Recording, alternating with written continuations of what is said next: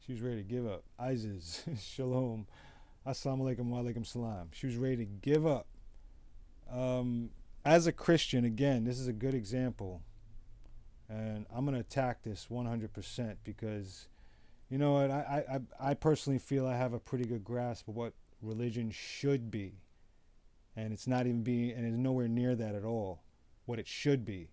And that's only because of my own experiences, and I admit the things that I've also read, but things that probably have been tampered with as much as our books are tampered with today is things that I've read, my source.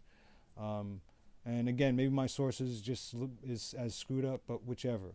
It led me to my own rightful thinking is what it did. It led me to be independent, not of a source of where I got it from, but through my actions, through my experiences, and through who I am, was what led me to be this, what I'm trying to show you right here.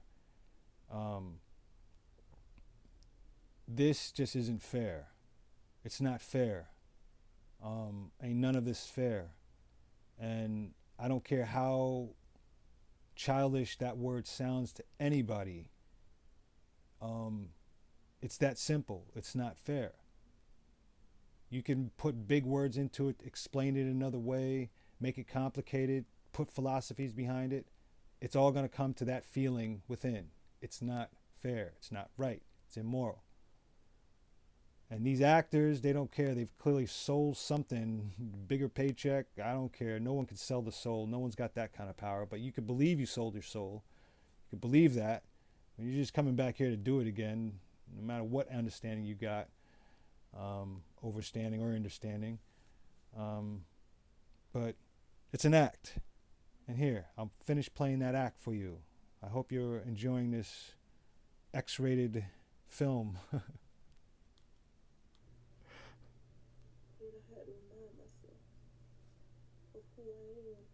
Who I am. And and then the gay agenda. I'm not against gay guys, you know what I'm saying? Be who you want to be, man. But when they're putting it on TV and stuff like, I mean, that's a personal thing. Check out this guy's pupils, man. They're as little as anything. Look how small his pupils are, bro. Anyway.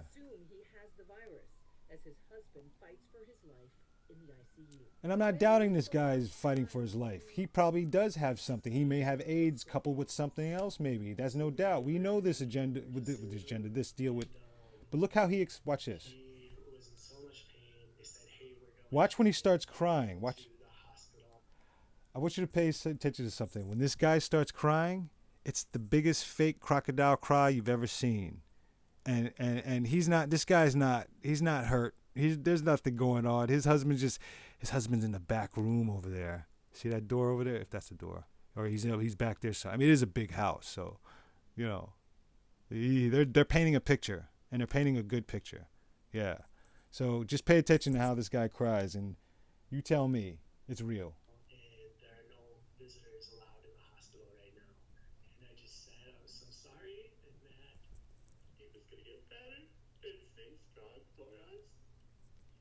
Watch what the camera does.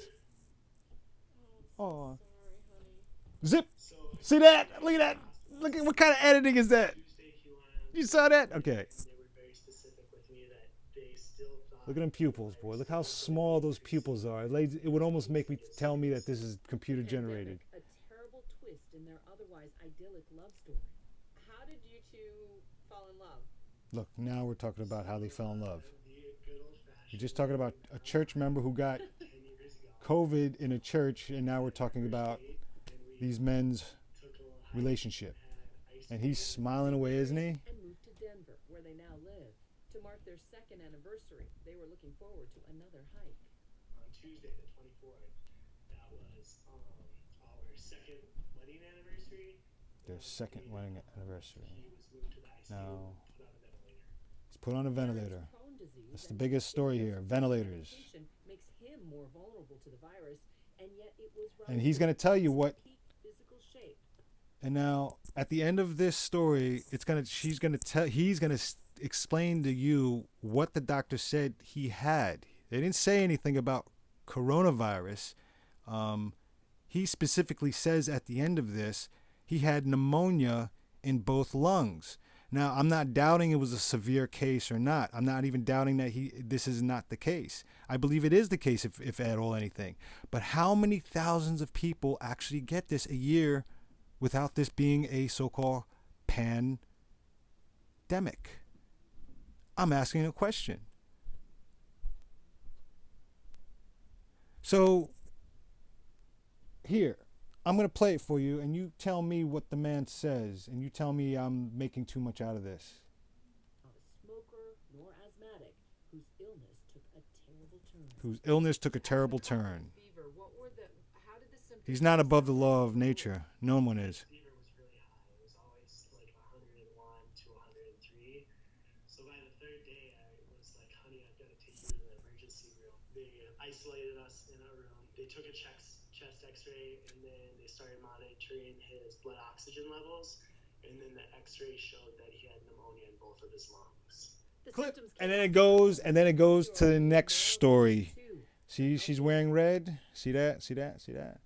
See that? He said, if you rewind that, he said the x-ray shows they have pneumonia in both lungs. And then bam, you see this image next. If that's not obvious to any of you, and concerning, the things you may have learned from so-called conspiracy videos, I hope you remember a good portion of them, because this is it right here. It's going on right here. This girl specifically, she's not wearing it here, but at one point she's wearing a butterfly, and you'll even see a butterfly on her elbow.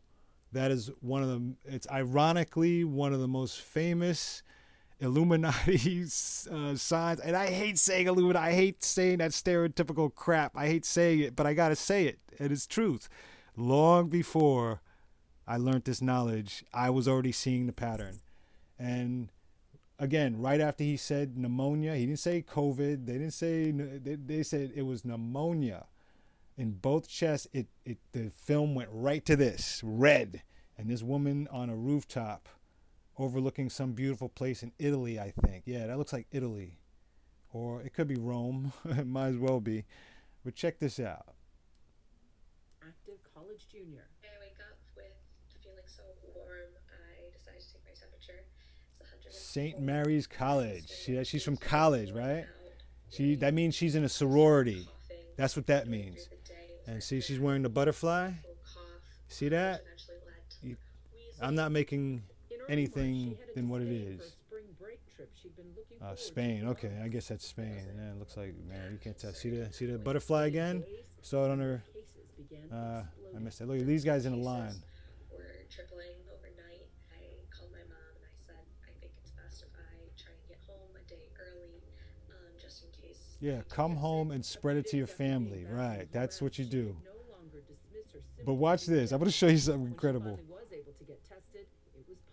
It was positive. COVID-19. Is my childhood bedroom. Now she's showing you her bedroom. Turned into a studio apartment of sorts. Not a bad place, but I want you to just check out her dinner. They put on the floor. Back home with her family and recovering day by day. But still, Wait, check this out. Too many of her peers. Check this out. Tell me I'm making too much out of this. The steak that's on the beans is shaped in a heart or a pyramid.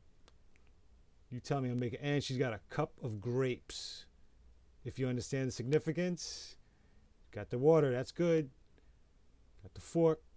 I don't know if that's a piece of meat, or maybe it's a piece of bread. But either way, how funny. I think that's hilarious, personally. But all right.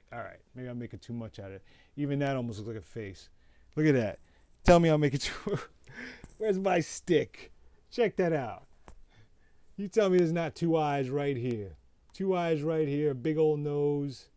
And maybe that was done on purpose, actually. Maybe that was just done to cheer her up with a little tongue, of all things, a red tongue sticking out right here. See the chin? You see that? That's on purpose. See the ears?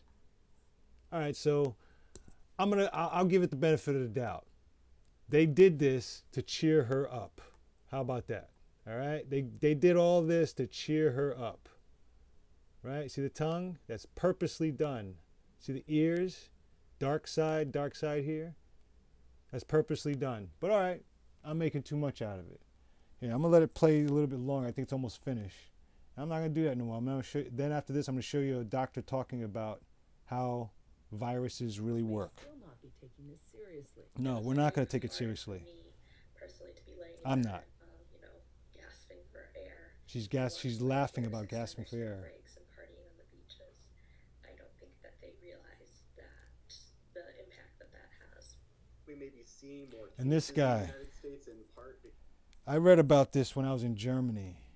It was called medical science without compassion. And it just so happened that it described to me about the word disease and how we're misusing the word disease. It's not disease, it's dis-ease. And what these guys do is they set off a dis-ease within you. And why do they do that? Because they have doctrines that say that they're professional and you trust them.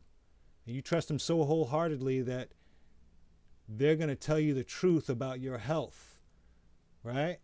That's why it's so expensive, right? That's why you need health insurance, right? Burr.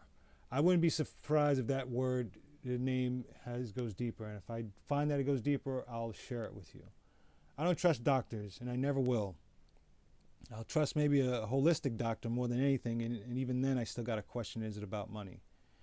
But this is part of the setup. This is part of the scene. This is part of the act. They set you up, or they set up a guy, and granted, he may be just an actor. We never seen this guy before, but I'll go as far as saying that this is a real dude.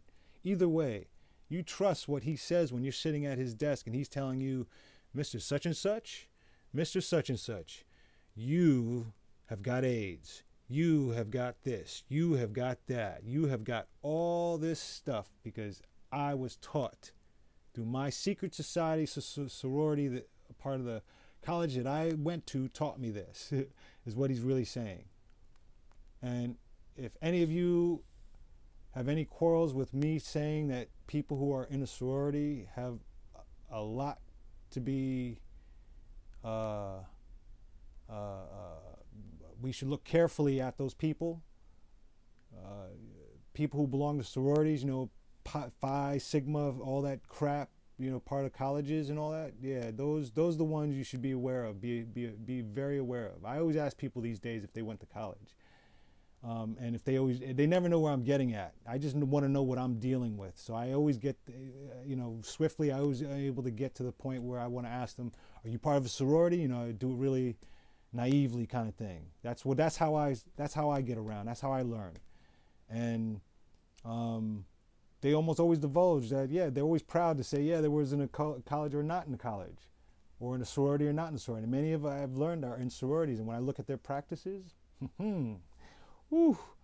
it's clear to me. But I mean, I can't make that clear to you if you don't pay attention. So I'm not trying to discredit anyone. I'm just trying to show you that this is one big lie. I'm not going to win with this video. There's only 2 people checking out my videos, and that's fine with me. And out of those 2, I usually get a thumbs down anyway. So this is not about popularity, because I'm not gaining no popularity with this. So here, I'm going to let the rest play somewhat. young people are more likely to be working, more likely to be going to school, more likely to be in communal living environments. The doctor's telling you this. Around He's putting fear. Dr. Burr is putting fear. Come back, Terica's brushed with death. They explained to me they had a short time frame to get this medication in before my organs started to shut down.